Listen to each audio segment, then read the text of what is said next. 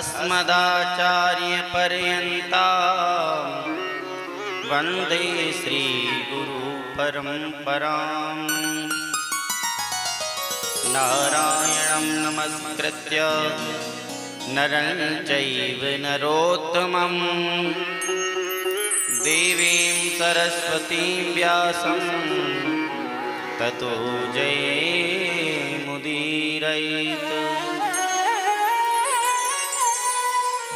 कृष्णाय वासुदेवाय देवकीनन्दनाय च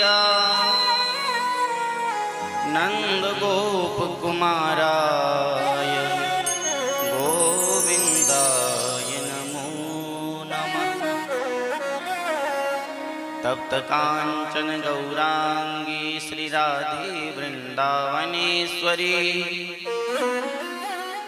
वृषभानुसुते देवी प्रणमामि हरिप्रिये। यत्र यत्र रघुनाथ कीर्तनं तत्र तत्र कृतमस्तकाञ्जलिं बाष्पवारि परिपूर्णलोचनं मारुतिं नमत राक्षसान्तकम्। रामं रामानुजं सीतां भरतं भरतानुजं सुग्रीवं वायुसूनं च प्रणमामि पुनः पुनः।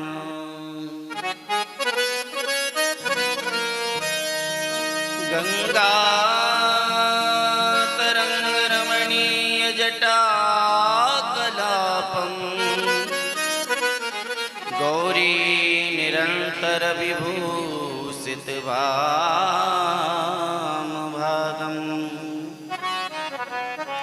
नारायण प्रियमनंगमदापहारं वाराणसीपुरपतिं भज विश्वनाथं।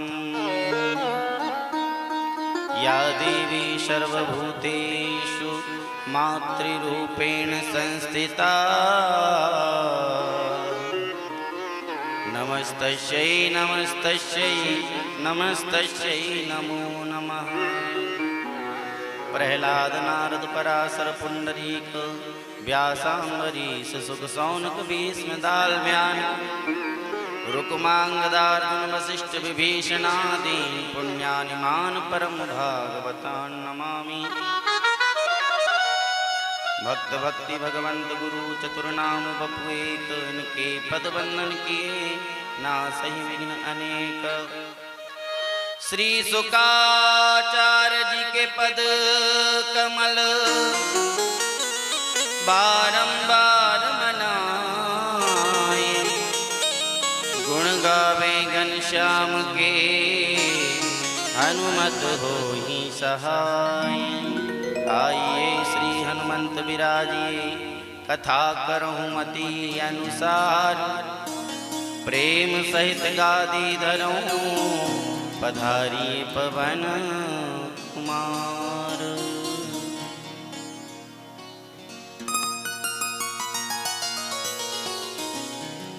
श्री वृंदावन बिहारी लाल की, श्रीमद्भागवत महापुराण की, श्री सद्गुरुदेव भगवान की, श्री वेद व्यास भगवान की, श्री सुखदेव भगवान की, श्री हनुमान जी महाराज की, श्री राधा रानी सरकार की, सब संतन की, सब भक्तन की जय जय श्री राधे, जय जय श्री राधे, जय जय श्री राधे।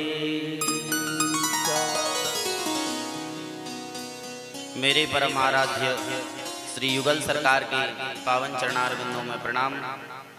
उनसे प्रार्थना वह अपनी व्यासपीठ ग्रहण करें। श्री सद्गुरुदेव भगवान को प्रणाम वह अपना आशीर्वाद हमें प्रदान करें। ग्राम देवता, वास्तु देवता, स्थान देवताओं को प्रणाम, मंचस्थ पेचस्थ देवताओं को प्रणाम। संत ब्राह्मण गौ माता के पावन चरणारविंदों में प्रणाम। अखिल ब्रह्मांड में स्थित समस्त देवी देवताओं को प्रणाम। अंश स्वरूप प्रत्येक जीवात्मा में विद्यमान परब्रह्म को प्रणाम। और आप सभी प्यारे प्यारे भक्तों को मेरा प्यार भरा राधे राधे।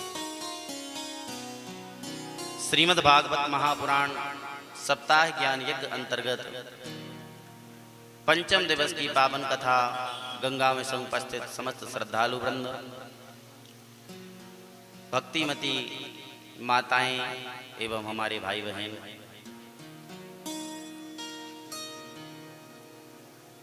लगातार 5 दिवसों से हम भागवती गंगा में गोता लगा रहे हैं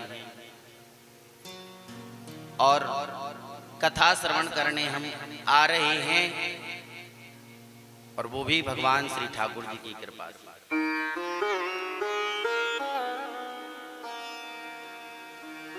संसार का कोई भी कार्य हम सोचें कि हम कर रहे हैं अथवा तो हम कर लेंगे, ये हमारी सामर्थ्य नहीं है। ठाकुर जी कृपा करते हैं तो हम कथा में आ जाते हैं, ठाकुर जी कृपा करते हैं तो हम कोई भी कार्य कर लेते हैं। और यदि भगवान की कृपा नहीं है तो कहते हैं हम कितना भी प्रयत्न कर लें हम कोई कार्य कर ही नहीं सकते हैं। बाबा तुलसीदास जी कहते हैं राम कीन चाहई सोई होई, किए अन्यथा अस नहीं कोई। कोई करे अथवा ना करे वही होता है जो मेरे गोविंद चाहे। तो यह उनकी कृपा है हमारे ऊपर, जो वो है हमें अपने चरित्रों का गान श्रवण करने के लिए बुला रहे हैं। कल बड़े ही धूमधाम के साथ में हमने भगवान श्री कृष्ण कन्हैया का जन्मोत्सव मनाया। आज उनकी लीलाओं का हम रसास्वादन करें, उससे पूर्व मन वाणी को पवित्र करने के लिए, अपने हृदय को पवित्र करने के लिए और श्रवण की योग्यता प्राप्त करने के लिए हम कुछ क्षण भगवान का पावन नाम गुनगुनाएं। इसके बाद में दिव्य कथा का रसास्वादन करेंगे।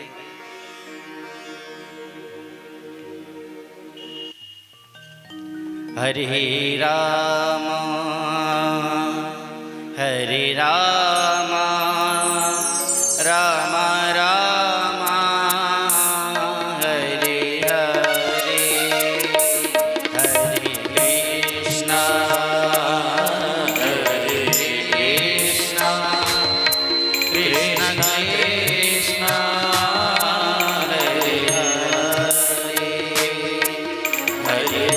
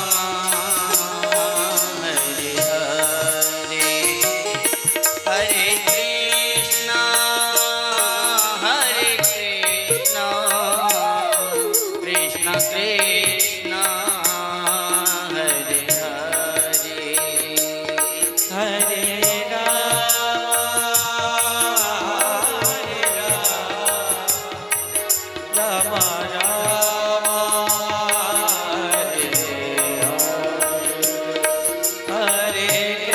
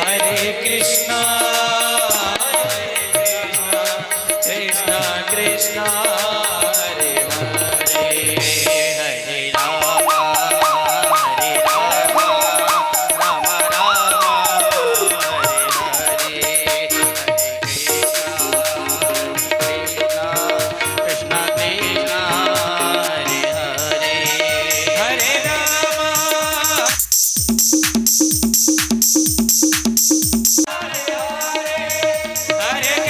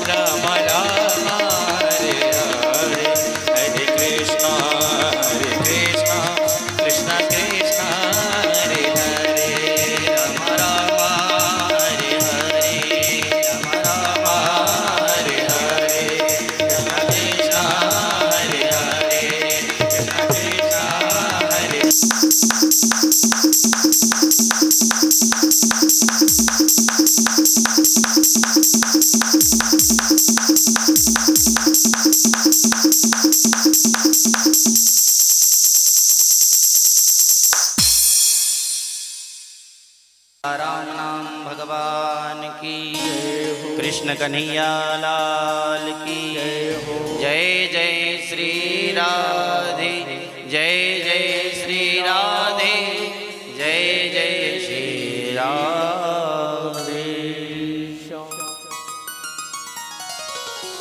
हरि शरणम। आइए मन को एकाग्र करके उसी पावन प्रसंग पर हम चलते हैं जहाँ कल की कथा को हमने विराम दिया था। तो कल हम लोग कहाँ पहुंचे थे? गोकुल। भगवान श्री कृष्ण कन्हैया ने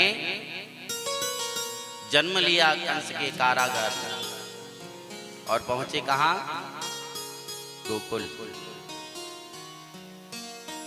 ये हमारे भगवान की ताकत है।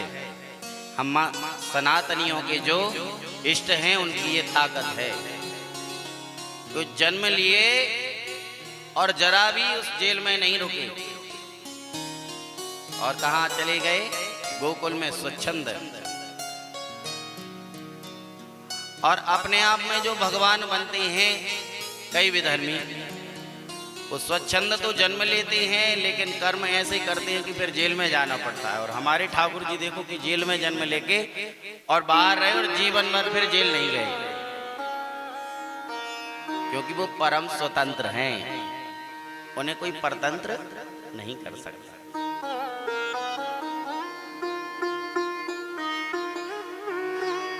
तो भगवान पहुंचे हैं गोकुल में और गोकुल में नंद बाबा को पता चला, ब्रजवासियों को पता चला, तो सबके सब आनंद में विभोर हो गए। और बाबा नंद ने ब्राह्मणों को बुलवाया और ब्राह्मणों ने आकर के विधिवत जात कर्म संस्कार करवाया।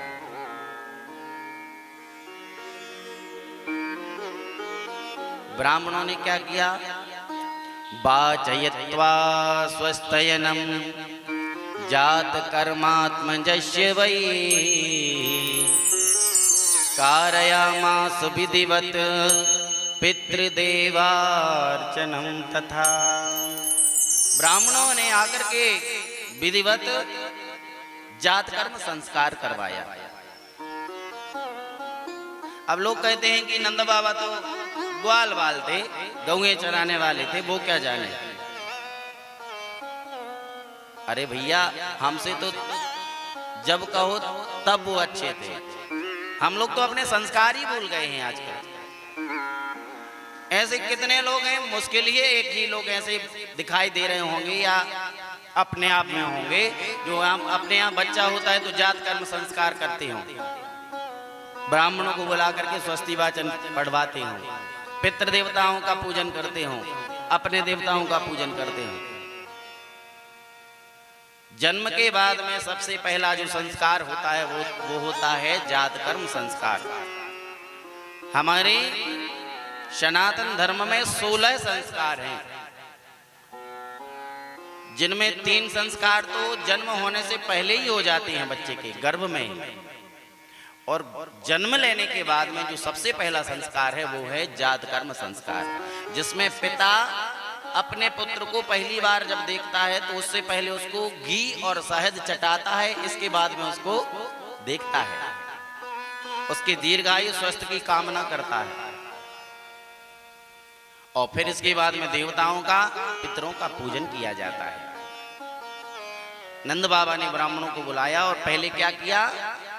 कारयामास विधिवत पितृ देवार्चनम तथा, पहले पितरों का और फिर देवताओं का पूजन किया। मेरे भैया, आप सभी से हाथ जोड़ करके निवेदन करना चाहता हूं, इन बातों को, कथा को सुन के जाएं तो इनको जीवन में भी अपनाएं। हमारे वंश की वृद्धि किसकी कृपा से होती है? पितृ देवताओं की कृपा से। यदि पितृ रुष्ट हो जाएं तो हमारी वंश वृद्धि रुक जाती है। फिर पता चला या तो बहू के यहाँ बेटा नहीं हो रहा है और या फिर बेटे की शादी नहीं हो रही है। क्यों? क्योंकि पितृ देवता रुष्ट हो जाते तो वो श्राप देते हैं कि जिस वंश में हमको एक लोटा जल भी नहीं मिल रहा है, हमको तर्पण पिंडदान नहीं मिल रहा है, ऐसा वंश बढ़ाने से क्या फायदा। इसलिए पितृ देवता आशीर्वाद देना बंद कर देते और श्राप देना शुरू कर देते। अब ध्यान से सुनना, देवताओं की पूजन करोगे तो वो आशीर्वाद देंगे और नहीं करोगे तो आशीर्वाद नहीं देंगे। लेकिन पितृ देवताओं का पूजन करोगे तो आशीर्वाद तो वो देंगे ही, लेकिन पूजन नहीं करोगे तो वो श्राप देंगे। देवता श्राप नहीं देते, लेकिन पितृ देवता श्राप देते हैं। क्योंकि भैया सबके पीछे ये कारण होता है, कोई भी संतान को जन्म देता है तो वो यही सोचता है कि यह हमारे लिए पहले जब तक जीवित रहेंगे तो सेवा करेगा, इसके बाद में हमारे कल्याण के लिए यह श्राद्ध पिंडदान तर्पण करेगा। लेकिन हम लोग बहुत दूर हो गए भैया, पितृ कार्य से तो इतने दूर चले गए हैं कि हम लोग जानते ही नहीं हैं। और कई दुखों का कारण है हमारे पारिवारिक स्तर पर देखा जाए तो पितृ देवता रुष्ट हो जाते हैं तो पितृदोष लग जाता है और इतनी परेशानियां आती हैं। आप कोई भी कार्य करेंगे कभी कार्य सिद्ध ही नहीं होगा, फिर पंडित जी के पास में जाएंगे, फिर दुनिया में कहेंगे कि हम करते तो खूब हैं लेकिन हमारा काम भी नहीं बन रहा। कैसे बनेगा? क्योंकि पितृ देवता तो तुम्हें श्राप दे रहे हैं। इसलिए भैया हर समय समय पर श्राद्ध करते रहना चाहिए अपने पितरों के लिए। धार्मिक कार्य भी करें, कोई घर में बच्चा भी हो, घर में विवाह भी हो, उसमें भी एक श्राद्ध होता है पितरों का, जिसको कहते हैं नांदी श्राद्ध। और नांदी श्राद्ध कब करें? बोले आनंद के समय में। आनंद के समय में किया जाने वाला श्राद्ध है नांदी श्राद्ध। इधर नंद बाबा ने भी श्राद्ध किया, पुत्र हुआ तो, और उधर जब राम जी का जन्म हुआ था तो महाराज दशरथ ने भी श्राद्ध किया था। रामचरित उठा के आप पढ़ना। नांदी मुख श्राद्ध करी जात कर्म सब कीन, हाटक धेनु बसन मणि नृप विप्रन कह दीन। सबसे पहले नांदी श्राद्ध किया था महाराज दशरथ ने भी, और उधर नंद बाबा ने भी किया। तो मेरे भैया आप सभी से हाथ जोड़ करके निवेदन है, पितृ देवताओं का ध्यान रखें, उनका पूजन तर्पण श्राद्ध जरूर करें। और 16 दिन तो आश्विन माह में कृष्ण पक्ष में पितृ देवताओं के लिए ही बनाए गए हैं, जिनको हम पितृपक्ष कहते हैं। प्रत्येक मानव को 15 दिन में 16 दिन में तर्पण जरूर करना चाहिए, श्राद्ध करना चाहिए। जो भी हम कार्य करते हैं उन पितृपक्ष में वह सीधा पितृ देवताओं को मिल जाता है, क्योंकि उतने दिन तक पितृ देवता भूमि पर रहा करते हैं। अमावस्या के दिन, त्रयोदशी के दिन भी पितृ देवताओं के निमित्त हम जो भी कार्य करना चाहें कर सकते हैं। ये पितरों के दिन है और पितृ संतुष्ट हैं तो समझ लेना कि आपका कोई काम बिगड़ने वाला नहीं है। लेकिन भैया पितृ कार्य से लोग बहुत दूर जा रहे हैं। आजकल पढ़े लिखे लोग और ज्यादा विज्ञान बताते हैं, बोले चले गए व्यक्ति, अब कहाँ वो पिंड खाने आ रहा है तुम्हारा, अब कहाँ रखे वो जो तुम्हारा तर्पण स्वीकार करेंगे। पर पता है सबसे बड़ा पितृ कौन है? जिसने पितृ कार्य किया है वो समझता होगा इस बात को। जब पूरा श्राद्ध तर्पण पिंडदान श्राद्ध कार्य संपूर्ण होता है तो जब पूजन अर्पण करते हैं तो उसमें क्या लिखा है आप देखना पुस्तक उठा करके।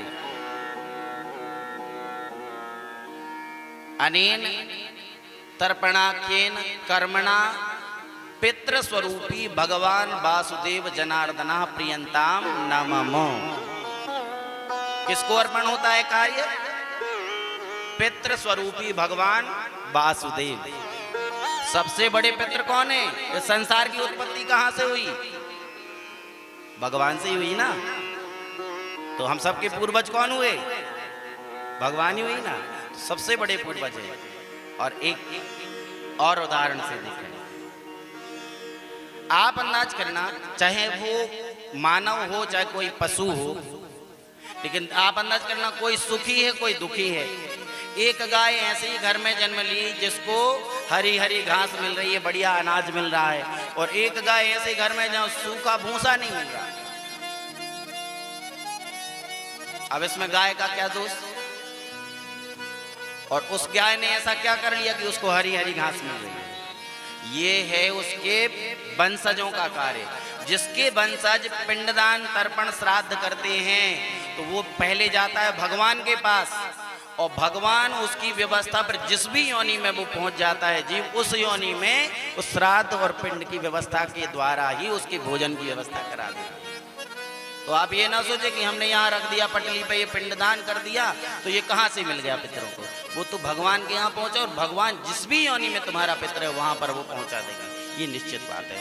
इसलिए श्रद्धा के साथ श्राद्ध क्यों कहते हैं? श्राद्ध भी श्रद्धा शब्द से ही बना है। अपार श्रद्धा के साथ में जो कार्य करेंगे वो पितृ देवताओं को संतुष्ट करते हैं। तो नंद बाबा ने पितृ कार्य किया, देवताओं का पूजन किया, और बढ़िया पूरे गोकुल नगरी को सजवा दिया। सब जगह इत्र हल्दी मिला करके, तेल मिला करके, और सारे गोकुल में छिड़काव करवाया, बंधनवार बंधवाए हैं, और अपनी गायों को घी में हल्दी मिला करके और गायों के ऊपर लेप किया है, उनको सजाया है। और जो बछड़े थे, बैल थे वहां पर गोकुल में, ऐसा भागवत जी में लिखा है, उनको सोने की जंजीरें पहनवाई। अब सोचो भैया, नंद बाबा कितने धनी होंगे कि अपने घर के बछड़ों को सोने की जंजीर पहनवाई। हम लोग तो यहाँ एक तोला की चैन पहन लें तो ऊपर निकाल के चलते कि देखो हमने चैन पहनी है, और नंद बाबा के तो बैलों ने चैन पहनी थी, ऐसा भागवत में लिखा है। तो नंद बाबा कोई ऐसे ही नहीं थे कि आप सोचो कि वो तो गौएं चराने वाले थे, तो ऐसे ही थे। कीमती कीमती वस्त्र पहने सबने, और तिल के 7 पहाड़ बनवाए। 2 लाख गायों को सजवा करके, सींग में स्वर्ण से मंडित करके, और खुरों को चांदी से मंडित करके, और वस्त्र पहना करके 2 लाख गायों का दान किया। धेनु नाम न्यूते प्रादात विप्रे व्यासमलंकृते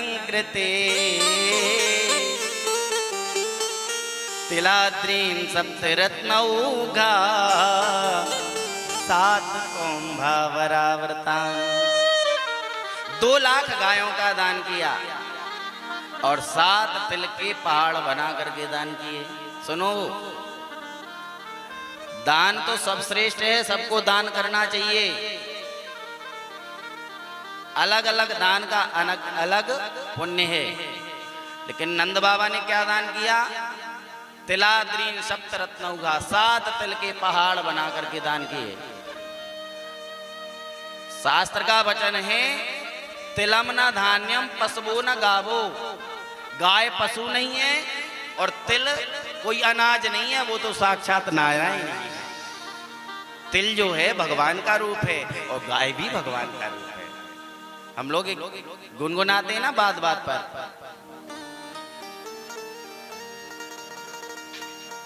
तुलसी वृक्ष न जानिए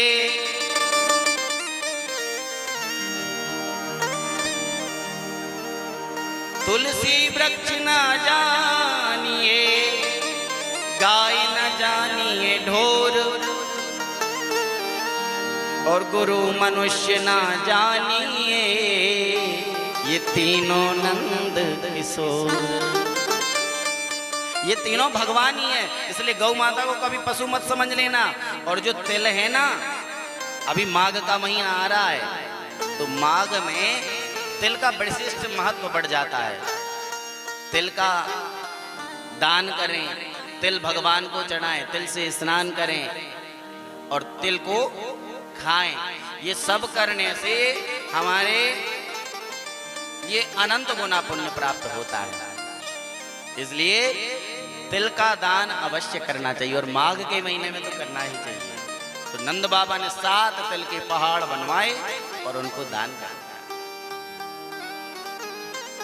और सबके सब सज धज करके और एक दूसरे के ऊपर माखन मिश्री उलीच रहे हैं, हल्दी का पानी उलीच रहे हैं, और प्रेमानंद में विभोर हो करके एक दूसरे को बधाई दे रहे हैं।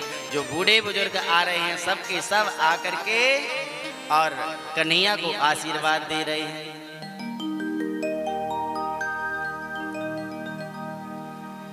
और सबके सब कह रहे हैं नंद बाबा से, आइए हम भी उनसे कह दें एक छोटा सा भगवान को बधाई दे दें। और जैसे ब्रजवासी आशीर्वाद दे रहे थे ऐसे ही हम भी दे दें। अब आप लोग सोच रहे हो कि पंडित जी कैसी बात कर रहे हैं, भगवान को आशीर्वाद देते थोड़ी हैं, हम तो आशीर्वाद लेते हैं। नहीं, हम तो भगवान को आशीर्वाद देते भी हैं। भक्त रोज तो बोलते हैं बोल बाल कृष्ण लाल की जय हो। क्या है ये जय हो? ये जय हो भी तो आशीर्वाद ही है। और भगवान तो कहते हैं जो भक्त हमारा भजन करता है उसका हम आशीर्वाद लेते हैं।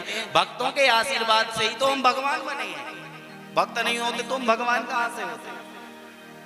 तो सबके सब ब्रजवासी आ रहे हैं और आकर के उनको बधाई दे रहे हैं।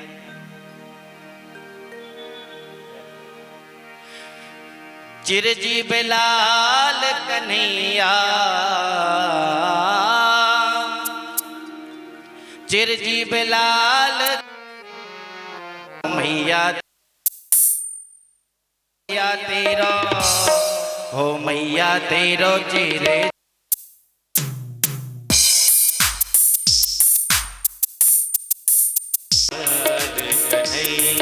हो, मैया तेरो चिरजीव लाल कन्हैया हो, मैया तेरो चिरजीव लाल कन्हैया।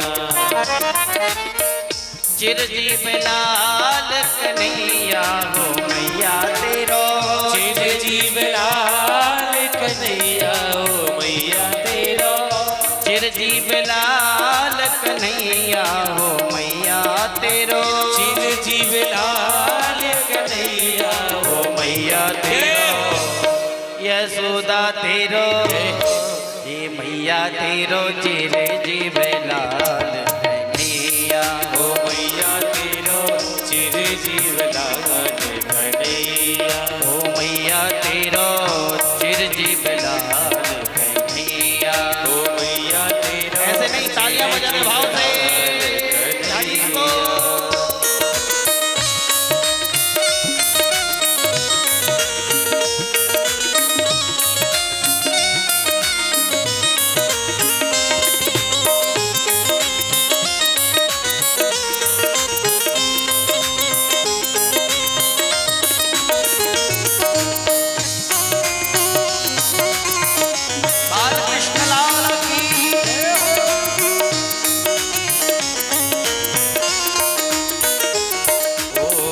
मथुरा में आने जन्म लियो है, मथुरा में आने जन्म लियो है, मथुरा में आने जन्म लियो है, मथुरा में आने जन्म लियो है, मथुरा में आने जन्म लियो है, मथुरा में आने जन्म लियो है।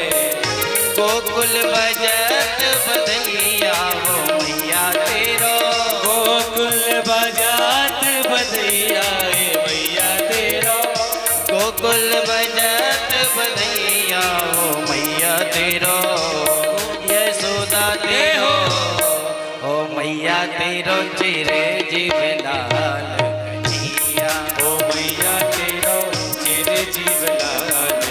ताली सेवा करते हो, मैया तेरो चिरजीव लाल कन्हैया हो, मैया तेरो चिरजीव लाल। बोल कृष्ण कन्हैया लाल की जय हो।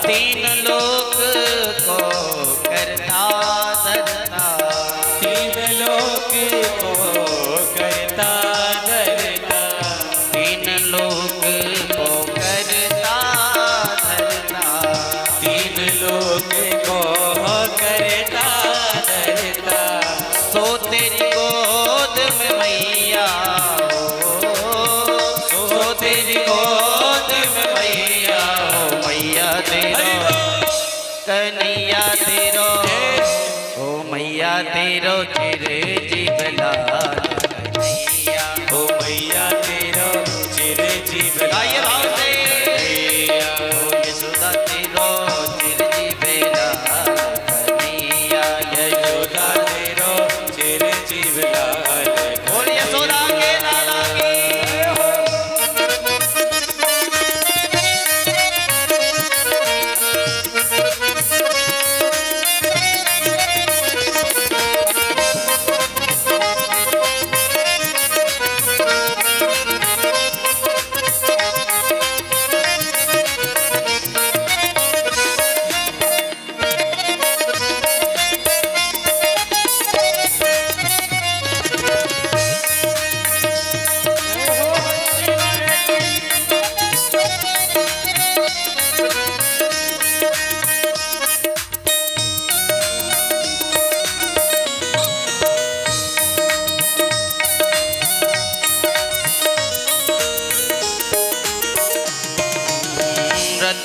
जड़ते पलना में पोड़े, रतन जड़ते ताली से पोड़े, रतन जड़ित पलना में पोड़े, रतन जड़ित पलना में पोड़े, रतन जड़ित पलना में पोड़े, रतन जड़ित पलना में पोड़े, ओ झूलत कुंवर कन्हैया हो मैया तेरो, झूलत कुंवर कन्हैया मैया तेरो, यशोदा तेरो, हे मैया तेरो चिरे जीव लाल कन्हैया, मैया तेरो चिरे जीव लाल कन्हैया, ओ मैया तेरो चिर जीव लाल कन्हैया, जीव लाल कन्हैया, ओ मैया तेरो चिर जीव लाल कन्हैया तेरो, मैया तेरो जीव लाल तेरो, ओ मैया तेरो चिर जीव लाल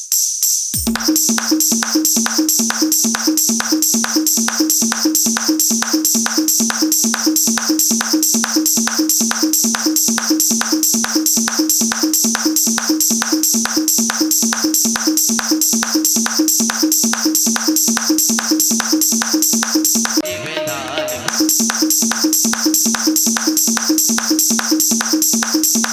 चिर जीव लाल कन्हैया। बोल कृष्ण कन्हैया लाल की, बाल कृष्ण लाल की, जय जय श्री राधे।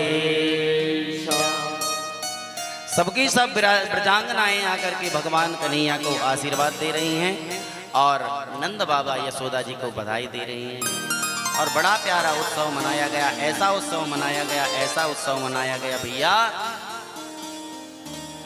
कि देवता लोग भी ब्रजवासियों का रूप धारण करके, देवियां अप्सराएं भी ब्रजांगनाओं का रूप धारण कर करके आई हैं और आकर के ब्रज के इस उत्सव में शामिल हो रहे हैं।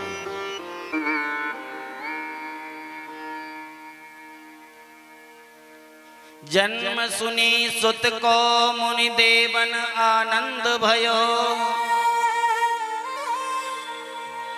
दुंदुभी बाजे पुष्प बरसार साल की, ब्रज में ब्रज चंद भयो यशोदा पर चंद भयो, नंद के आनंद भयो जय कन्हैया लाल। सबके सब आकर के कन्हैया का दर्शन करके और बधाइयां दे रहे हैं। बड़ा प्यारा उत्सव चल रहा था। इतने में नंद बाबा को याद आया कि हमें अपने महाराज कंस को कर देने के लिए जाना है और नंद बाबा कर देने के लिए जाते हैं। कर दे करके एक जगह ठहरे हुए थे मथुरा में, वहीं पर उनकी वसुदेव जी से भेंट हो गई और वसुदेव जी मिले जब नंद बाबा से तो उन्होंने नंद बाबा से उनकी कुशल क्षेम पूछी। और उनसे कहा भैया आपको चौथेपन में पुत्र प्राप्त हुआ है, बहुत बहुत बधाई हो। और तुम्हारी सब कुशलता तो है, ब्रज में अच्छा तो चल रहा है सब। और नंद बाबा वसुदेव जी से उनके दुख की बात पूछते हैं। ये दोनों एक दूसरे के मित्र थे और मित्र का परम कर्तव्य यही है कि मित्र अपने सुख में सुख माने और अपने दुख में दुख माने। तो काहे का मित्र? मित्र तो भैया वही है जो अपने मित्र के दुख में दुखी हो और सुख में सुखी हो। नंद बाबा वसुदेव जी के दुख की बात कर रहे हैं। भैया उस कंस ने तो देखो 6 बच्चों को मार दिया और वो कन्या भी आई, उस कन्या को भी नहीं छोड़ा दुराचारी ने। वो कह रहे भैया अब जो हुआ ये तो सब भगवान की इच्छा से होता है, हमारा किया कुछ नहीं होता है। वो उनकी कुशल क्षेम पूछ रहे हैं और वो उनकी कुशल क्षेम पूछ रहे हैं और वो उनके दुख में शामिल हो रहे हैं, वो उनके सुख में शामिल हो रहे हैं। मेरे भाई बहन आप सभी से निवेदन करूं, यदि मित्रता की है और मित्रता निभाना सीखना है तो यह भगवान राम से सीखें और नंद बाबा से सीखें। तुलसीदास जी तो यहां तक कि कहते हैं ऐसे मित्र को तो देखने में भी पाप है जो अपने मित्र के दुख में दुखी नहीं होता है।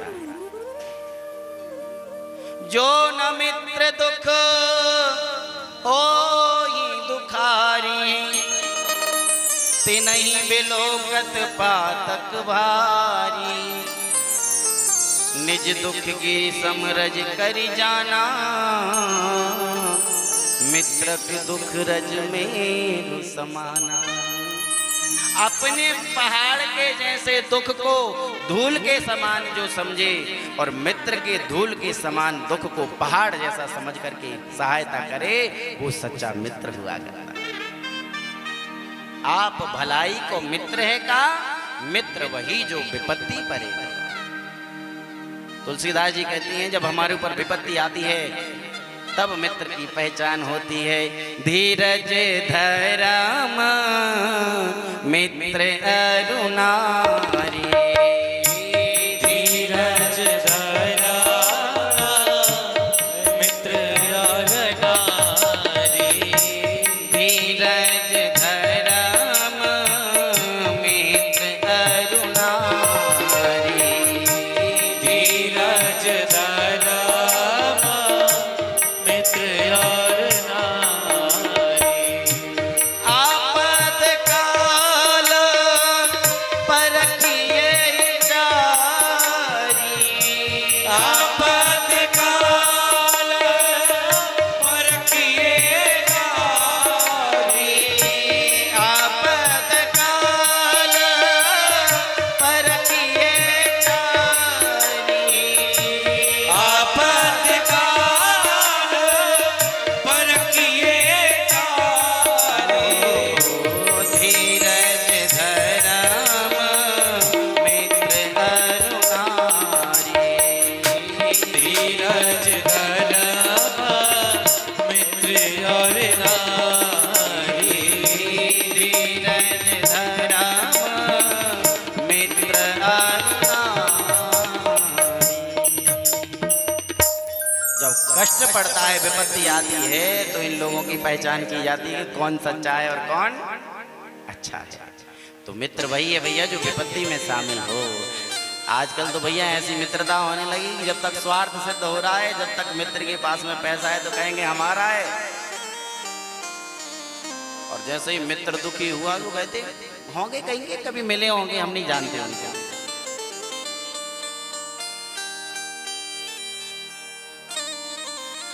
लेकिन नंद बाबा ऐसे नहीं थे। तो भैया मेरे मित्रता निभाओ तो दिल से निभाओ, ज्यादा ना बनाओ, चाहे एक मित्र बनाओ लेकिन समर्पित होकर के मित्रता निभाओ। उसके दुख सुख में हमेशा शामिल हो। उसकी बढ़ोतरी से यदि तुम्हें कष्ट हो रहा है तो तुम मित्र नहीं हो। मित्र के यहाँ कुछ अच्छा हो गया तो तुम्हारे पेट में चूहे लौट रहे हैं, तो समझ लेना तुम्हारी मित्रता में खोट है। मित्र के सुख में तुम सुखी हो, मित्र के दुख में दुखी हो तो तुम सच्चे मित्र हो। और प्रेम किससे करना चाहिए, प्रीति किससे करनी चाहिए, मित्रता किससे करनी चाहिए, जिससे तुम्हारी सब चीजें मिलती हों। शास्त्र कहते हैं इष्ट मिले और मन मिले, मिले भजन रस रीत, जासों होए निसंक मन, तासों करिए प्रीत। पहले तो इष्ट मिलना चाहिए, मन मिलना चाहिए और भजन की पद्धति मिलनी चाहिए। एक तो खूब भगवान का भजन करने वाला है और कहता भैया हम तो अपने सांवरे के बिना नहीं रह सकते, हम तो उनकी सेवा करेंगे। और दूसरा कहता कहा चक्कर में पड़े यार, पत्थर में भी भगवान होते हैं। यदि ऐसा है तो फिर मित्रता बन नहीं सकती, और मित्रता है तो वो झूठी मित्रता है। मिले भजन रस रीत, भजन करने वाले हैं यदि तो बन जाएगी, और नास्तिक हैं बिना भजन करने वाले तो भी बन जाएगी, और एक भजन करता और एक बिल्कुल नहीं करता तो भी नहीं बनेगी। और बोले जासो होए निसंक मन, मित्र साथ में है, 1 लाख रुपए भी आप रखे हैं रूम में और छोड़ के चले जाओ, हमारा मित्र तो है, तुम्हें कोई डर नहीं है तो सच्चा मित्र हो। यदि तुम्हारे मन में विचार आया ऐसा ना हो ये गड़बड़ कर दो, तो समझ लेना कि तुम्हारी मित्रता में खोट है। कदाचित भाई भाई के विचार विपरीत हो सकते हैं, लेकिन मित्र और मित्र के विचार विपरीत नहीं होते, क्योंकि भाई तो भगवान ने दिया है, लेकिन मित्र तो भैया तुमने चयन किया है। जब विचार मिले होंगे तभी तो मित्र बनाया होगा। ये मित्र की पहचान है। तो एक दूसरे से मिले हैं और नंद बाबा को वसुदेव जी ने कहा अब आप गोकुल जाइए, मुझे लगता है कुछ संकट ना आ जाए वहां पर। तो वहां से वो चल करके आए हैं। तब तक कंस ने उस मीटिंग में निर्णय लेकर के पूतना नाम की राक्षसी को भेजा है ब्रज में, और वह छोटे छोटे बच्चों को जहर पिला करके मार रही थी। कंसेन प्रहिता घोरा पूतना बालघातनी, शिशूश्चकार निघ्नन्ति पुरग्राम ब्रजादिषु। ब्रज के ग्रामों में जा जा करके वह बच्चों को जहर पिला पिला करके मार रही थी, और ऐसा स्वरूप बनाया है कि भागवत जी में लिखा है कि ब्रजांगनाओं ने तो ये समझा, मान लो कि साक्षात लक्ष्मी जी चली आ रही हैं। तो सब देखते ही रह गए, किसी ने नहीं रोका, और सहसा ही वह नंद भवन में पहुंची और देखती है कन्हैया पालने में झूल रहे थे, तो उनके पास में पहुंची और कन्हैया को उसने अपनी गोद में ले लिया। और कन्हैया को जो ही गोद में लिया है सो मेरे गोविंद ने अपने नेत्र बंद कर लिए, भगवान ने अपनी आंखें बंद कर ली। क्यों? क्योंकि संतों ने बड़े भाव दिए हैं कि भगवान ने नेत्र बंद क्यों किए। भगवान ने नेत्र बंद इसलिए किए क्योंकि संत कहते हैं भगवान शंकर का ध्यान कर रहे थे कन्हैया, कि सोच रहे थे बाबा हमें ये जहर अहर पीने की आदत नहीं है, हम तो माखन मिश्री खाने आए हैं, और आप तो इतना भयंकर विष निकला था हलाल समुद्र से, वो पूरा पी गए थे, तो ये तो छोड़ा मोड़ा सा विष है, तो इसको विष को आप पी लो और दूध हम पी जाएंगे। एक संत कहता है नहीं, भगवान के नेत्रों में सूर्य चंद्रमा का वास है, इसलिए उन्होंने अपने आप को ढक लिया कि देखो तो मेरे कन्हैया लीला करने आए और इनको 6 दिन की और मारने आ गई, इसे हम देखना नहीं चाहते। एक संत और भाव, कई भाव है, लेकिन मुझे ये भाव बहुत प्रिय लगता है, हम आपको जो बता रहे हैं। भगवान ने नेत्रबंद इसलिए किए क्योंकि भगवान सोच रहे हैं यदि मेरी दृष्टि इसके ऊपर पड़ गई तो ये निष्पाप हो जाएगी, और जब निष्पाप हो जाएगी तो फिर हम इसे मार नहीं पाएंगे, क्योंकि कहते हैं सन्मुख हो ही जीव मोहि जबहि, जन्म कोटि अघनासहि तबहि। करोड़ जन्म के पाप नष्ट हो जाते हैं, तो इसके ऊपर मेरी दृष्टि पड़ गई तो ये निष्पाप हो जाएगी, फिर हम इसे मार नहीं पाएंगे। अच्छा, तो जैसे कोई जीव निष्पाप होता है तो इसमें बुराई क्या है? निष्पाप हो रही थी तो हो जाने देते। बोले नहीं, निष्पाप इसलिए नहीं होने देना चाह रहे थे कन्हैया, क्योंकि वो जानते थे कि ये निष्पाप हो जाएगी तो फिर से ब्रजमंडल में जाएगी, घर जाएगी, और फिर इसकी प्रवृत्ति तो वो जो थी वही रहेगी, तो फिर जाकर के ये बच्चों को मारेगी और हमारे ब्रजवासियों को कष्ट हो, ये हमको पसंद नहीं। इसलिए भगवान ने कहा एक बार में ही निपटा दो। पाप का कट जाना उतनी बड़ी बात नहीं है। भगवान का नाम लेने से पाप कट जाते हैं, भगवान की सेवा करने से पाप कट जाते, कथा सुनने से पाप कट जाते हैं। लेकिन भैया पाप करने वाली जो आपकी प्रवृत्ति है, सोच है, जब तक वो ना बदलेगी तब तक कल्याण होने वाला नहीं। इसलिए जो पाप करने की आपकी सोच है, प्रवृत्ति है, उसको बदलो। गंगा जी गए, बोले पूरे पाप कट गए, गंगा जी ने पाप धुल दिए, अब फिर से करेंगे और फिर गंगा जी जाएंगे। अच्छा, ऐसा कौन है जो गंगा जी गया और वहां ये संकल्प लेके आया हो कि आज के बाद पाप नहीं होने देंगे हम अपने आप से? सब जाते हैं और स्नान करके आ गए और फिर वही लग गए करने। एक बार क्या हुआ, भगवान शंकर और माता पार्वती विचरण कर रहे थे तो उन्होंने देखा प्रयागराज में कुंभ लगा हुआ था, कुंभ का मेला चल रहा था। तो देखो करोड़ों लोग कुंभ में स्नान कर रहे हैं और स्नान करने के बाद जा रहे हैं। तो माता पार्वती बोली प्रभु यहाँ स्नान करने से क्या होता है? बोली जो यहाँ स्नान कर लेता है वो मुक्त हो जाते हैं, ऐसा शास्त्रों में लिखा है। तो पार्वती जी बोली अब तो कोई नरक में जाएगा ही नहीं, क्योंकि ये तो सब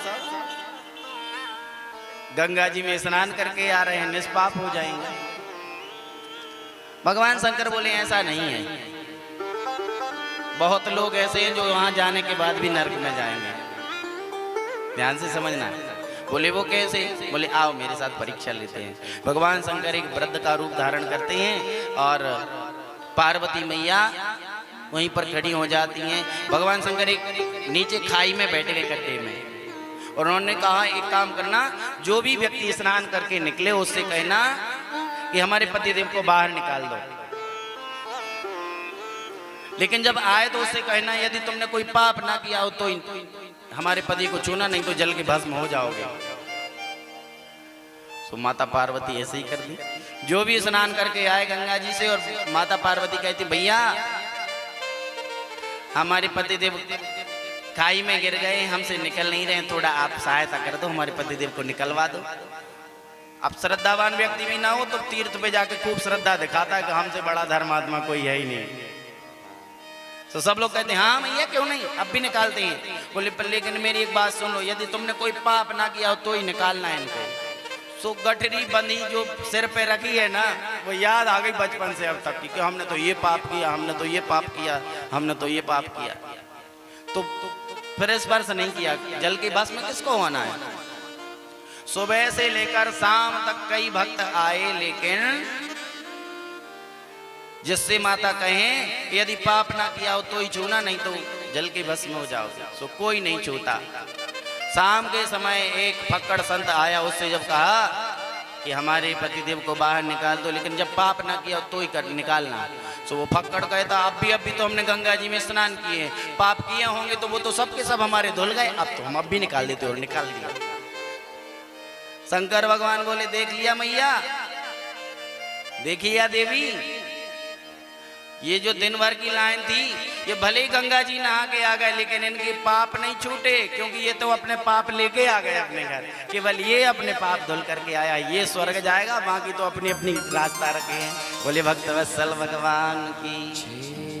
तो पाप का कट जाना उतनी बड़ी बात नहीं है, पाप करने की सोच को दूर करना चाहिए।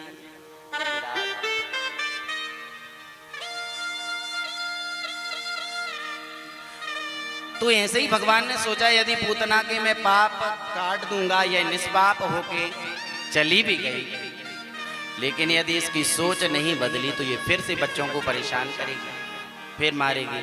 इसलिए भगवान ने अपने नेत्र बंद कर लिए और पूतना ने भगवान कन्हैया को स्तनपान कराना प्रारंभ किया। और स्तनपान कराना प्रारंभ किया। भगवान दुग्धपान करने लगे। जिस जहर का स्पर्श होते ही बच्चे मर जाते थे, उस जहर को भगवान लगातार पी रहे हैं। और जब जहर लगातार पीते गए भगवान, तो पूतना समझ गई कि ये कोई साधारण नहीं है, यह तो वही चमत्कारी बालक है, अब ये मुझे छोड़ने वाला नहीं है। सो पूतना चिल्लाई, कन्हैया लाला मुझे छोड़ दो।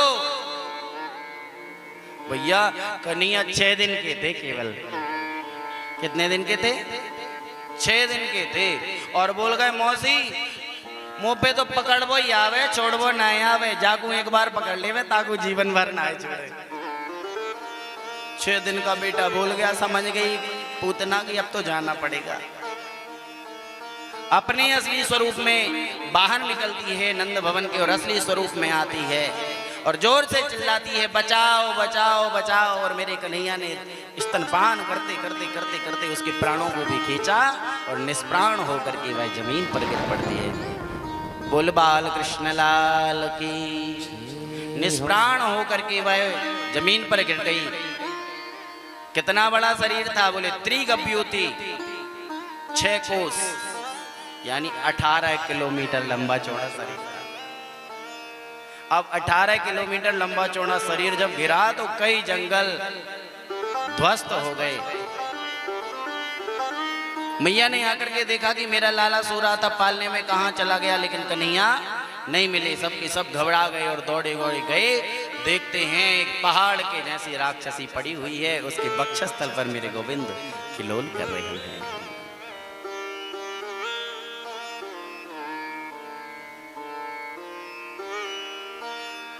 भगवान के ऊपर संकट आया ऐसा ब्रजवासियों को लग रहा है, लेकिन भैया भ्रगुटी बिलास सृष्टि लय होई, सपने संकट परेंगी सोई। जिसकी दृष्टि पड़ने मात्र से महाप्रलय हो जाता है, उसके ऊपर कभी संकट आ सकता है। लेकिन ब्रजवासी तो सोच रहे मेरे लाला पर बड़ा संकट आयो, ये राक्षसी मारने आ गई।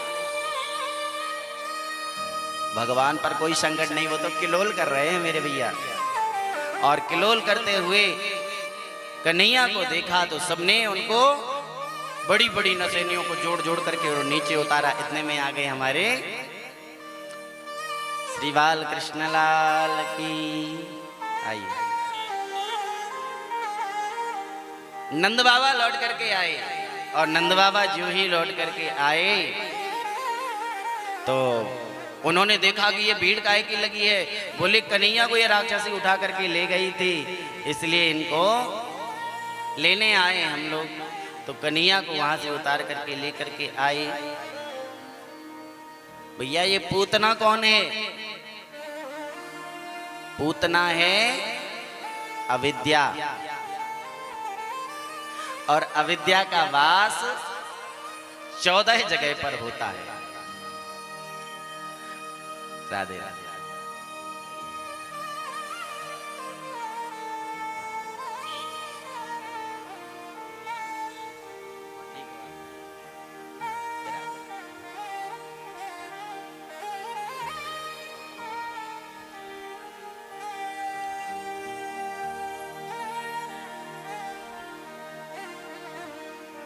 तो मैं कह रहा था पूतना का निवास 14 जगह पर होता है। 5 ज्ञानेंद्रियां, 5 कर्मेंद्रियां, मन, बुद्धि, अहंकार और चित्त, इन 14 जगह पर अविद्या का वास होता है। तो भगवान का जन्म कौन सी तिथि में हुआ था? अष्टमी को। और पूतना कब आई? चतुर्दशी को। चतुर्दशी को आने का मतलब क्या? बोले चतुर्दशी को इसलिए आए क्योंकि 14 जगह पर अविद्या का वास होता है। और यूं कहें तो पूतना कौन? बोले पर पुत्रो सुदृष्टि ना दृष्टियति इति पूतना। बोले पूतना वो है जो पुत्रों को, बच्चों को सुदृष्टि से ना देखे, बच्चों को बुरी दृष्टि से देखे, वो पूतना है। और पूतना कैसी थी ये? इसका नाम था बकी, लेकिन इसे लोग कहते थे पूतना। क्यों? क्योंकि यह बच्चों को मारा करती थी। पूतना बाल घातनी। तो अपना बेटा तो बहुत अच्छा लग रहा है, लेकिन पड़ोसी का बेटा बिल्कुल अच्छा नहीं लग रहा है। पूतना एक ही हुई क्या? अब नहीं है? नहीं है? आज भी समाज में कई पूतना है, बाकी यहाँ मकरोनिया में नहीं है, बाहर। जिसको अपने बेटे तो बहुत अच्छे लग रहे हैं, लेकिन दूसरे के बेटे तो जहर के जैसे लग रहे हैं, दुश्मन जैसे लग रहे हैं।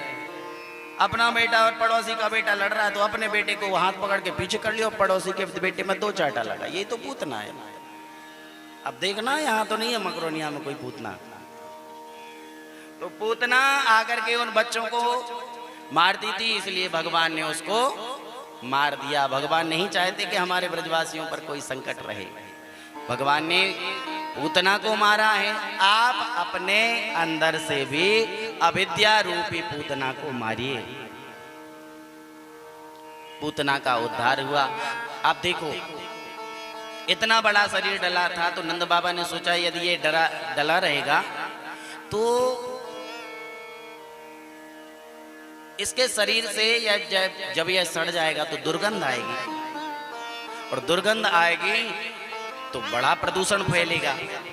इसलिए नंद बाबा ने क्या किया, पूतना को कई जगह से कटवाया, कई टुकड़े किए उसके, कई चिताएं बनाई, बहुत लकड़ियां रख करके और उस पर रख करके पूतना को जलाया।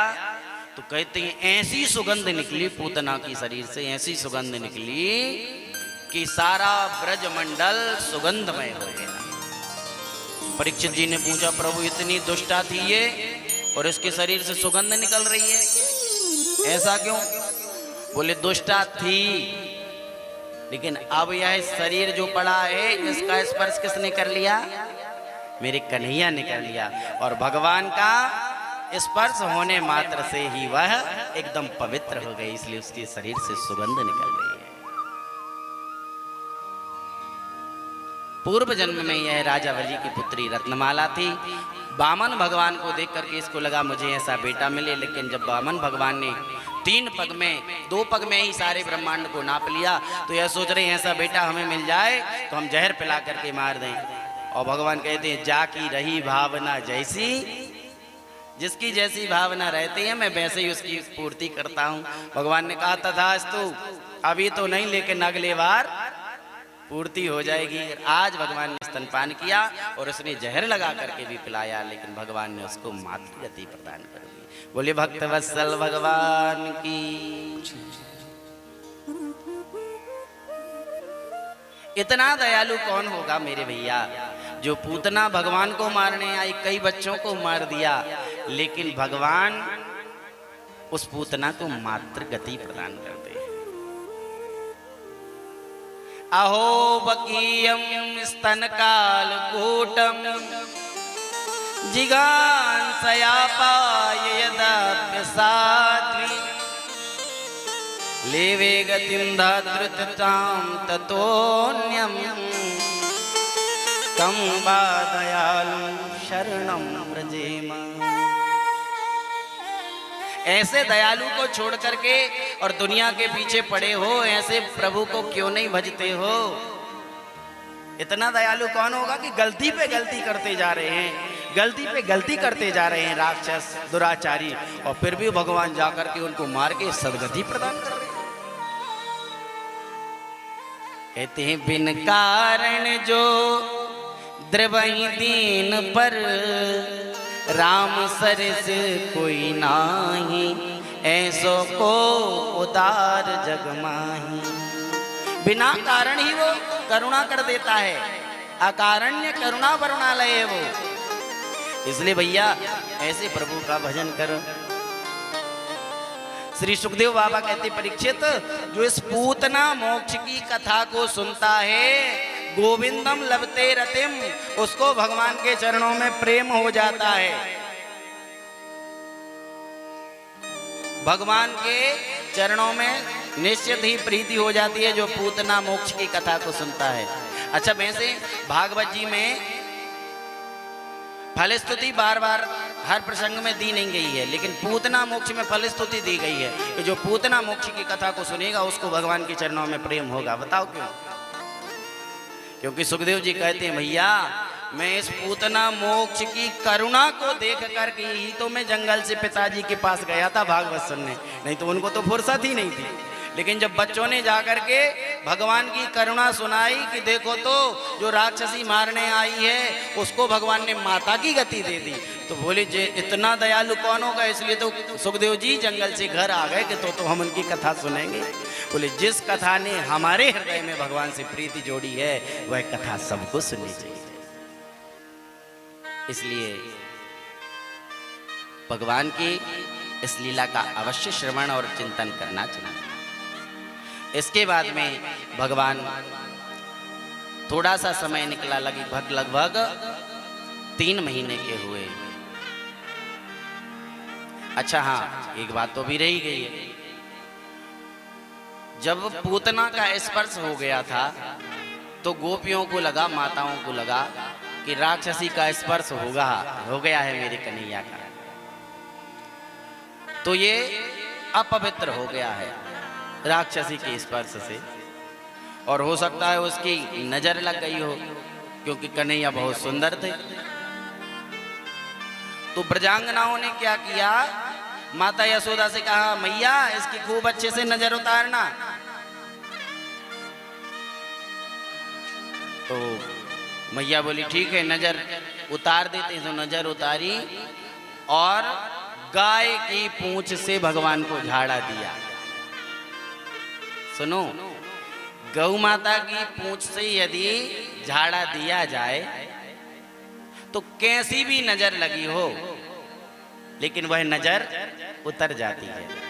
तो आप लोग भी अपने बच्चों को यदि कभी नजर लग जाए तो गाय की पूंछ से झाड़ा देना, लेकिन इतना ध्यान रखना कि गौ माता सीधी होए, है ना? नहीं तो आप लोग कहोगे पंडित जी तो ऐसा मंत्र देके गए कि हम बर्बाद ही हो गए। तो सीधी हो गौ माता, तो गौ माता की पूंछ से झाड़ा दिया, गौमूत्र से स्नान कराया और भगवान को झाड़ा दे रही हैं भगवान के ही नाम से। भगवान के ही नाम से कह रही हैं, इंद्रियाणि हृषिकेशा प्राणान् नारायणो बतो श्वेत रूप पतिश्चित्तम मनो योगेश्वरो बतो। भगवान के ही नाम से भगवान को झाड़ा दे रही हैं और भगवान स्वस्थ भी हो गए। अच्छा, भगवान के नाम से भगवान को झाड़ा दिया और स्वस्थ हो गए? बोले हाँ। बोले क्यों? बोले इसलिए क्योंकि वो सामर्थ्य कदाचित भगवान में नहीं है जो उनके नाम में है। नाम में जो ताकत है वो भगवान में नहीं है। तुलसीदास जी भी कहते हैं, ब्रह्म राम ते नाम बड़ वरदायक वरदानी रामचरित सतकोटि मह लिए महेश जी जानी। 100 करोड़ रामायणों में, इसलिए तो भगवान शंकर में एक चीज मिली। भगवान शंकर से पूछा, आपके हृदय मानस में यह रामचरित बसती है, राम का चरित्र बसता है, बताओ उस रामचरित मानस में क्या है? तो भगवान शंकर ने कह दिया, इसमें तो एक चीज है। क्या? यही मैं रघुपति नाम उदारा, रघुपति नाम उदारा, यही मैं रघुपति नाम उदारा, रघुपति नाम उदारा। अति पावन पुराण श्रुति सारा, अति पावन पुराण श्रुति सारा, अति पावन पुराण श्रुति सारा,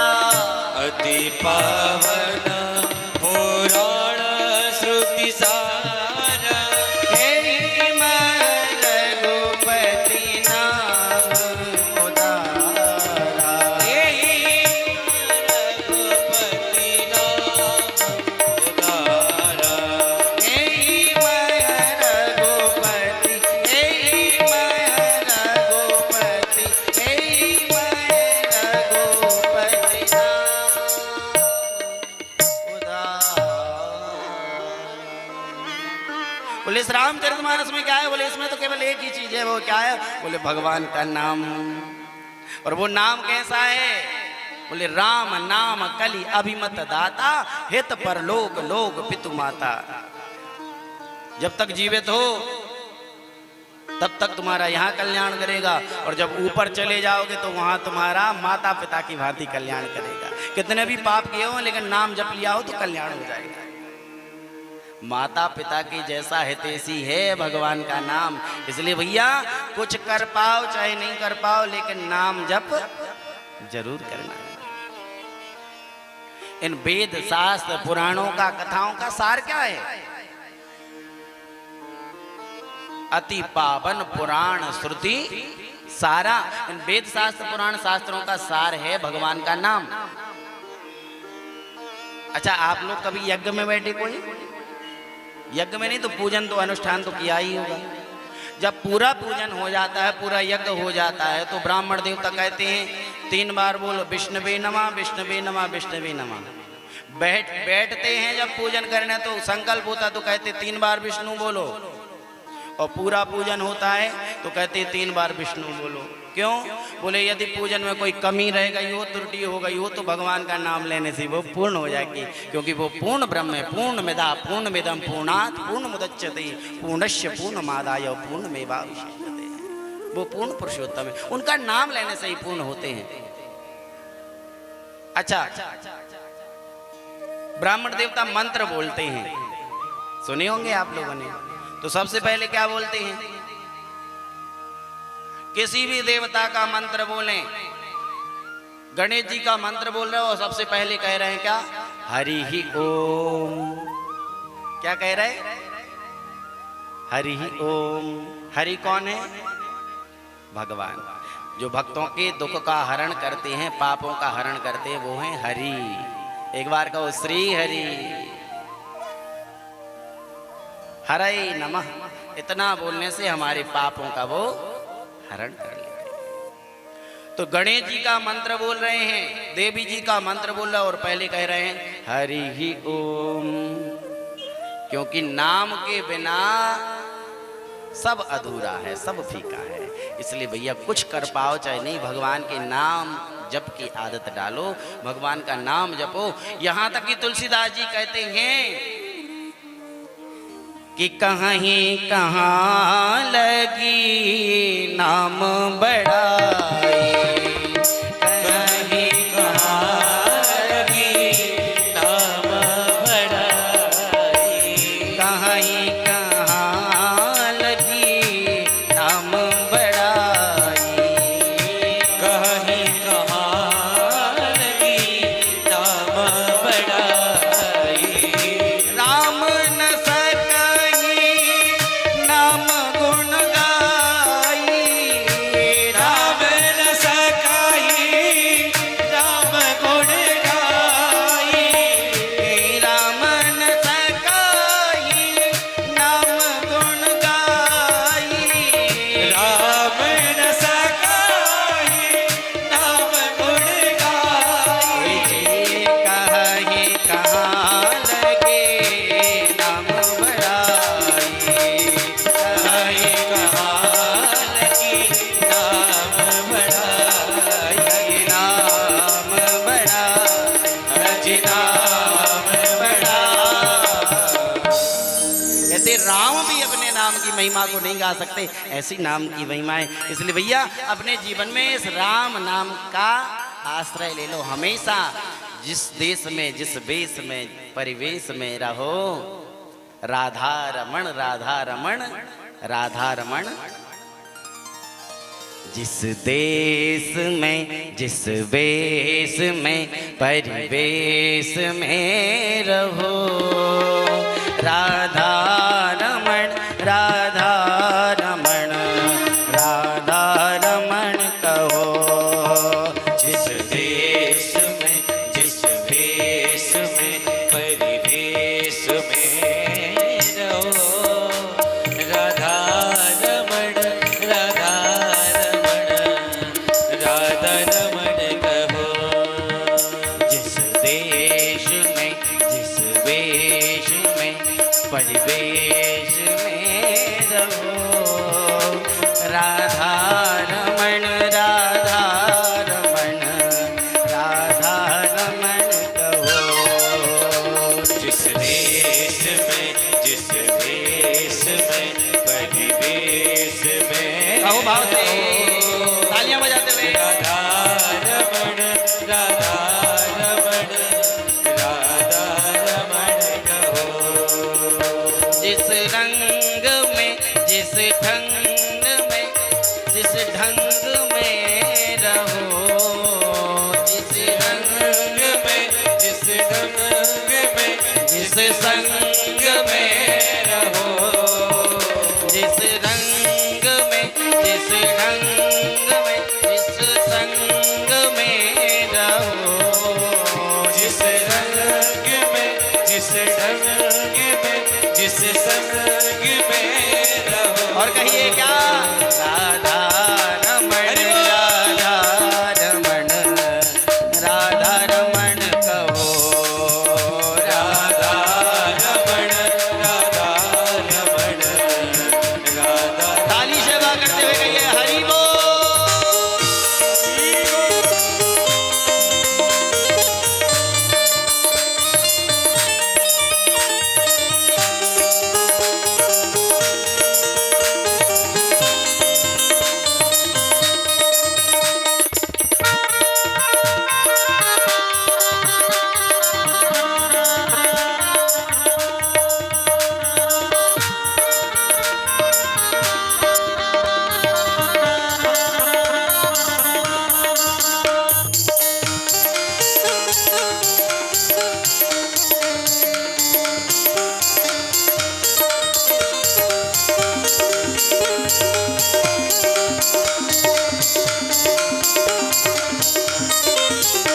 जिस हाल में जिस जाल में जिस जाल में रहो। जिस हाल में जिस चाल में जिस चाल में रहो। जिस हाल में जिस जाल में जिस जाल में रहो। जिस हाल में जिस चाल में जिस जाल में पर रहो। राधा रमण राधा रमण राधा रमण कहो। राधा रमण राधा रमण राधा रमण कहो। जिस देश में जिस वेश में परिवेश में रहो। राधा रमण राधा रमण राधा रमण कहो। राधा रमण राधा रमण राधा रमण कहो। राधा रमण राधा रमण राधा रमण कहो। राधा रमण राधा रमण राधा रमण कहो। राधा रमण राधा रमण राधा रमण कहो। राधा रमण राधा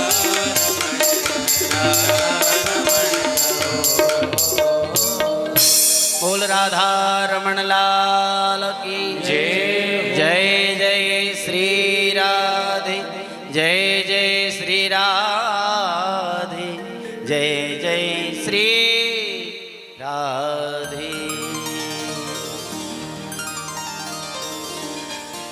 तो जिस हाल में जिस चाल में जिस जाल में रहो। राधा रमण राधा रमण राधा रमण कहो। बोलो ना एक बार। राधा रमण राधा रमण राधा रमण कहो। क्या कर रहे हो आप? क्या नहीं कर रहे हो, चल रहे हो, बैठे हो, काम कर रहे हो, सो रहे हो, जाग रहे हो, हर समय कर से कर्म करहूं विधि नाना, मन राखहूं जहां कृपा निधाना। मुंह से भगवान का नाम जप करते रहो और यही नाम तुम्हें भव सागर से पार लगा देगा। तो भगवान के नाम से ही भगवान को झाड़ा दिया है। थोड़ा समय व्यतीत हुआ, भगवान करीब करीब 3 महीने के हुए और तब भगवान ने पहली बार करवट बदला।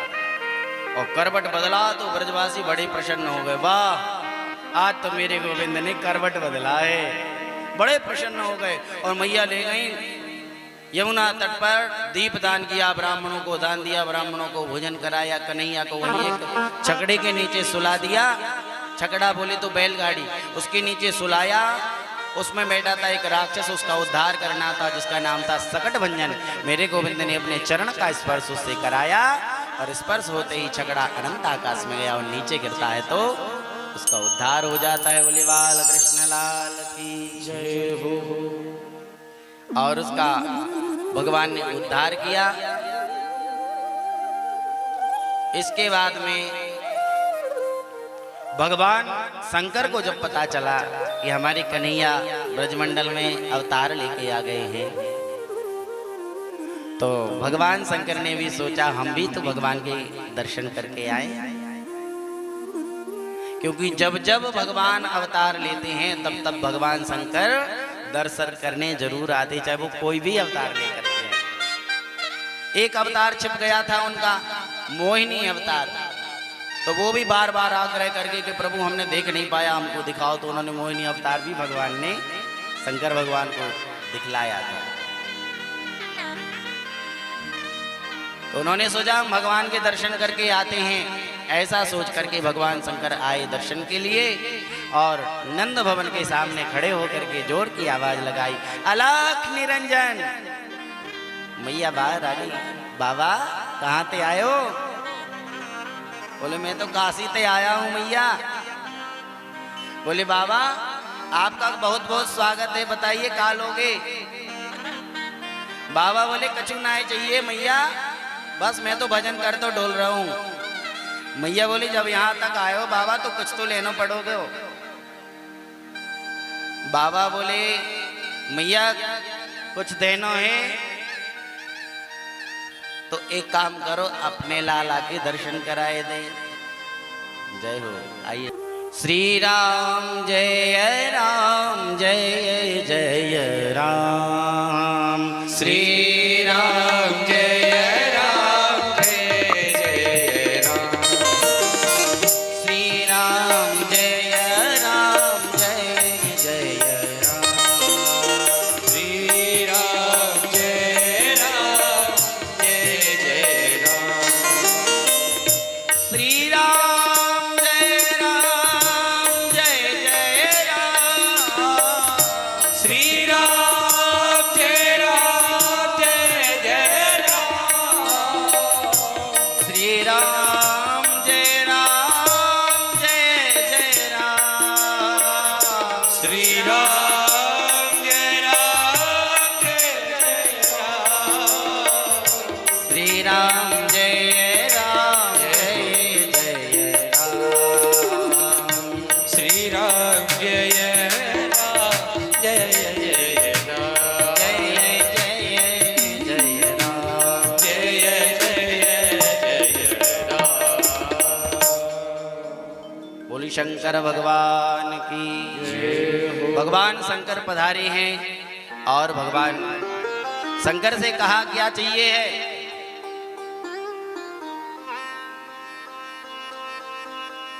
तो उन्होंने कहा कुछ देना चाहते हो मैया तो अपने लाला के दर्शन करा दे। मैया बोली बाबा अपनी शकल देख के आओ पहले। भगवान शंकर ने खूब बिच्छू तो तैया सर पर हटाए, लेकिन 2-4 तो फिर भी लटके रहे। बोले बाबा तेरे गले में ये सर पे डला हुआ है, जाको देख के मेरा लाला डर जाएगा। तो भगवान शंकर बोले मैया तू एक फण के सांप की बात कर रही, तेरो लाला तो 1000 फणों वाले सर्पों पे शोभे। मैया बोली तो तू गलत जगह पे आ गया, चलो आगे बढ़ो, हमारो लाला तो पालने में सुधरा है। अब वो वहां की बात कर रहे क्योंकि कन्हैया कौन है? साक्षात भगवान है। तो बोले वो तो 1000 फणों वाले सर्प पे सोते हैं। मैया बोली दर्शन नहीं मिलेंगे बाबा, बिल्कुल आशा में नहीं रहना। बाबा बोले दर्शन तो हम करके ही जाएंगे। बोले दर्शन तो नहीं मिलेंगे। एक दूसरी ने हट पकड़ ली। बाबा ने सोचा ऐसे काम बनने वाला नहीं है, सो ध्यान लगा करके गोविंद को इशारा किया, गोविंद कृपा करो। सो मेरे कन्हैया ने जोर जोर से रोना प्रारंभ कर दिया। बाबा वहां से जाकर के यमुना तट पर बैठ गए और कन्हैया रोने लगे। मैया गई दौड़ी दौड़ी दौड़ी और पालना से उठायो और गोद में लेकर के स्तनपान करायो, पर कन्हैया शांत नहीं हुए। मैया ने हाथ में लेकर के और खूब घुमाया, सखियों को बुला करके उनको घुमाया, लेकिन कन्हैया शांत नहीं हुए।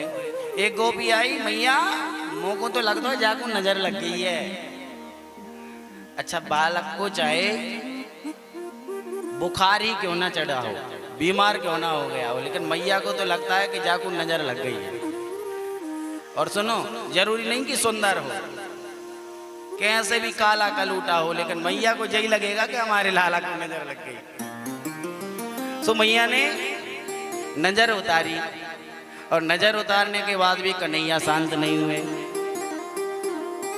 एक गोपी आई, मैया मुँह को तो लगता है जहाँ पे कोनो जादू टोना कर ले, कोई आयो तो ना है घर में। बोले एक सुबह एक बाबा आया था, जोगी आया था। तो बोले क्या कह रहा था? बोले कह रहा था कि अपने लाला के दर्शन करा दे। तो बोले तुमने दर्शन तो नहीं कराए? बोले दर्शन तो नहीं कराए। तो गोपी बोले पक्के में वो जादू करके चलो गए, अब क्या करें? बोले अब तो बागु ही बुलाना पड़ेगा, वाही झाड़ा देगो तभी कन्हैया स्वस्थ होगो।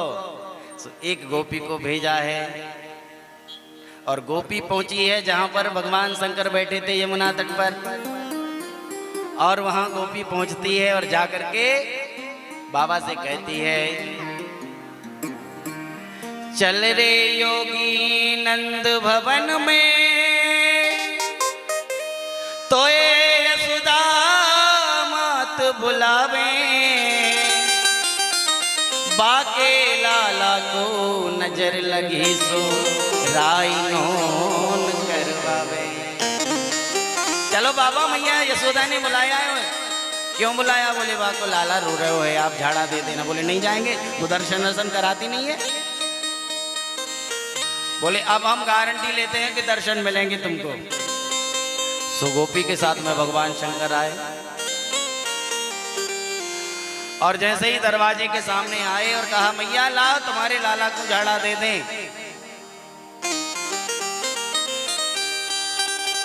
तो जैसे ही उनको बुलाया झाड़ा देने के लिए, मैया आई यहीं से झाड़ा दे दो। बोले नहीं, मेरे पास लाना पड़ेगा।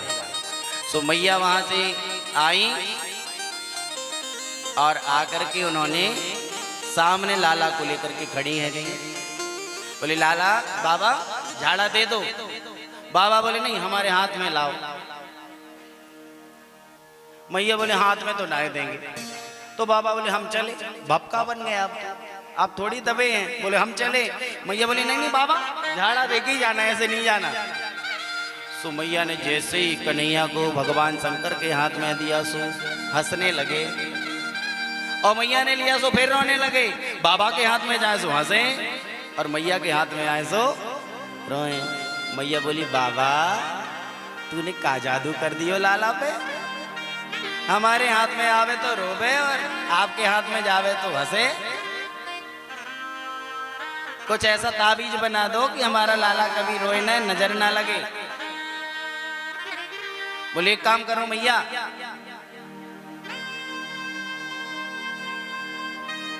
इसके स्नान का जल आप हमको देते रहना हमेशा चरणामृत, तो कभी तुम्हारे लाला को नजर नहीं लगेगी।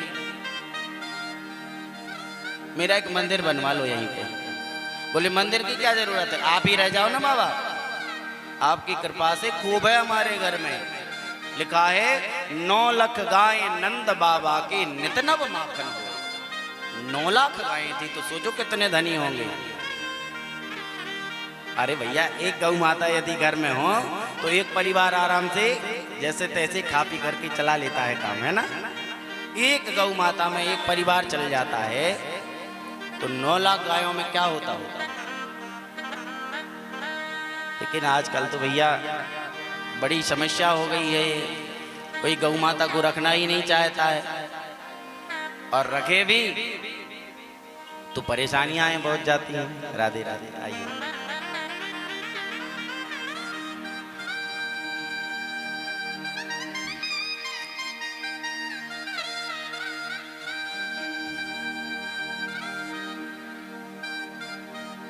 तो आप सभी से मैं निवेदन करूं, अपने घर में गौ माता जरूर रखनी चाहिए। नंद बाबा ने 9 लाख गायों की सेवा की, इसलिए स्वयं गोविंद उनके घर पर आ गए। जो गाय से प्रेम करेगा, जो गाय की सेवा करेगा, उसको गोविंद की कृपा भी प्राप्त होगी।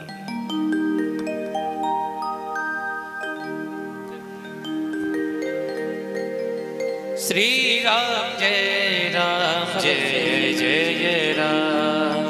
श्री राम जय राम जय जय राम। श्री राम जय राम जय जय राम। श्री राम जय राम जय जय राम। श्री राम जय राम जय जय राम। श्री राम जय राम जय जय राम। श्री राम जय राम जय जय राम। श्री राम जय राम जय जय राम। तो मैया कहती है यहीं रह जाओ बाबा, आपकी कृपा से खूब है घर में। बोले यहाँ तो नहीं रहेंगे, हम तो जा रहे हैं, लेकिन आप हमारा मंदिर बनवा लो। तो संतों के भाव हैं, कहते हैं माता यशोदा जी ने, नंद बाबा ने भगवान शंकर का मंदिर बनवाया, जो नंदेश्वर महादेव आज भी नंद भवन में विराजमान है। बोले नंदेश्वर महादेव की जय।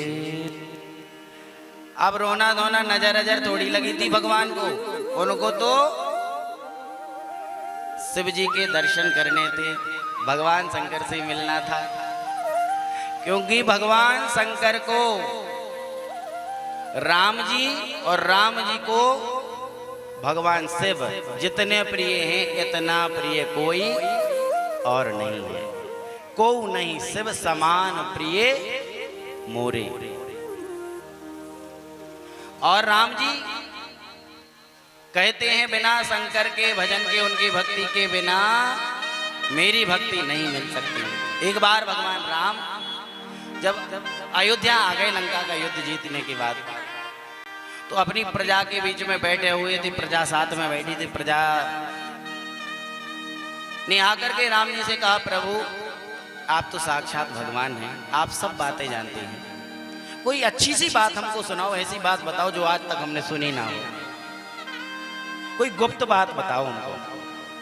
तो भगवान राम एक गुप्त बात बताते हैं।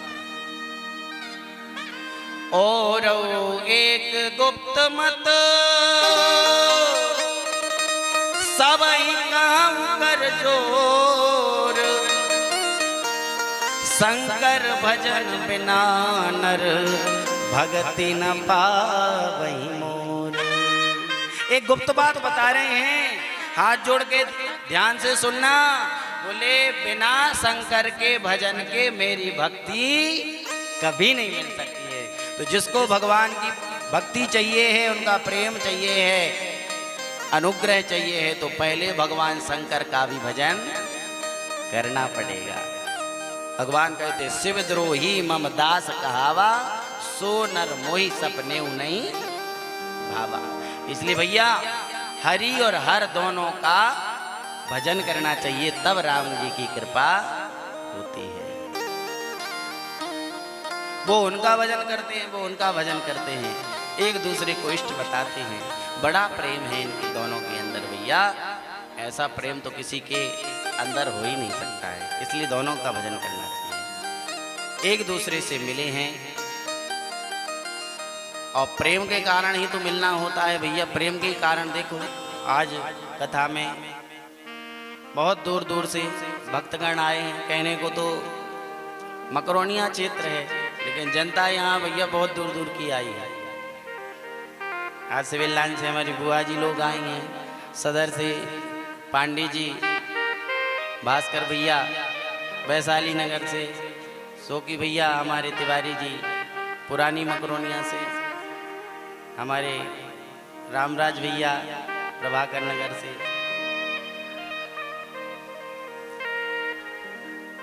तो प्रेम के कारण भगवान से प्रेम था तो खिंचे आए, और जिसको प्रेम नहीं है तो यहीं बाजू में बैठा रहेगा, इस पंडाल में आने की दम नहीं है ना। ये भगवान से प्रेम था और प्रेम के कारण भगवान अनुग्रह करते हैं, ये उनका अनुग्रह है। और अनुग्रह इतनी बड़ी ताकत है भैया। आपने ग्रहों के विषय में तो सुना होगा, बोले तुम्हारे ऊपर इस ग्रह की दशा चल रही है, इस ग्रह की दशा चल रही है, कभी राहु की दशा चल रही, कभी केतु की, कभी शनि की। लेकिन भैया तुलसीदास जी कहते हैं नौ ग्रह विपरीत हो जाएं, लेकिन ठाकुर जी का अनुग्रह तो कोई ग्रह तुम्हारा कुछ नहीं बिगाड़ सकता। भगवान का अनुग्रह यदि प्राप्त है तो कोई ग्रह तुम्हारा कुछ नहीं बिगाड़ सकता है। इसलिए भगवान के अनुग्रह पाना है तो उनसे प्रेम करना पड़ेगा, क्योंकि राम ही केवल प्रेम और कुछ तो नहीं, केवल प्रेम प्रिय है। इसलिए भगवान से प्रेम करो तो उनका अनुग्रह आपके ऊपर होगा। फिर तुम्हें कुंडली दिखवाने की जरूरत नहीं है। पंडित जी के पास होंगे, पंडित जी बहुत परेशान चल रहे हैं, कुंडली देखो जरा। अरे पंडित जी के पास मत जाओ, वो जप भी कर देंगे लेकिन तुम्हारे को कर्म नहीं सुधरेंगे तो क्या होगा। अपने कर्म सुधारो, भगवान का भजन करो, सो अनुग्रह हो जाएगा, कोई जरूरत नहीं कुंडली। हालांकि पंडित जी को क्या घाटा है, आप हमारे पास में आओगे तो दक्षिणा ही दोगे ना। लेकिन हम तो कह रहे भैया हमारे पास नहीं आना। यदि कुंडली दिखवाने, ग्रह दिखवाने आ रहे हो तो ग्रह तुम खुद सुधार सकते हो। ग्रह सुधरेंगे कैसे? बोले भगवान का अनुग्रह हो जाएगा तो ग्रह अपने आप सुधर जाएंगे। बोली भक्तवत्सल भगवान की। इसलिए भजन करो, भजन के अलावा और कुछ नहीं है।